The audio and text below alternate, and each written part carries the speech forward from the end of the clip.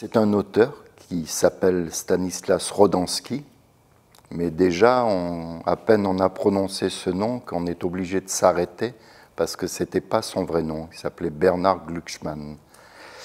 Et c'est quelqu'un donc très complexe qui a pris des tas d'identités comme d'autres, enfin je ne veux pas dire comme Nietzsche à la fin de sa vie, c'est-à-dire c'est quelqu'un qui s'est toujours mis en marge et qui a en quelque sorte joué sa vie.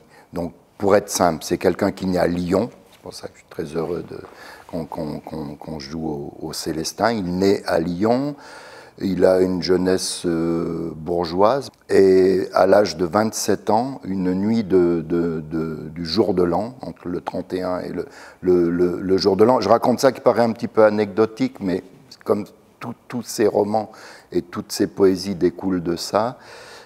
Après divers frasques, style il s'était engagé dans la Légion étrangère, puis le lendemain même il jette son costume de la Légion étrangère, il tente de voler une voiture, il frappe des gens, il se drogue, etc. La famille très bourgeoise dit « Ouh là là, ça suffit, Stan ou Bernard, enfin on ne sait pas, on va t'emmener dans un hôpital psychiatrique à Saint-Jean-de-la-Croix-de-Dieu, à l'hôpital psychiatrique de Lyon.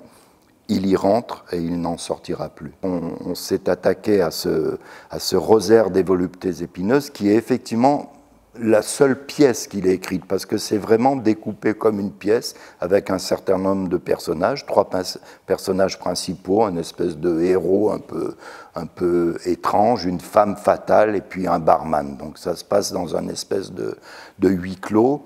On pourrait dire que c'est une atmosphère très vénéneuse, c'est une atmosphère, on ne sait pas trop si ce sont des revenants, des morts, des vivants. Ça mélange le rêve éveillé, le roman policier et le surréalisme. Il y a toujours un milieu de fond de roman noir et tout ça se balade très très étrangement avec des choses extrêmement simples et évidentes parfois, puis à d'autres moments, je redis, on part vers un mystère, une énigme.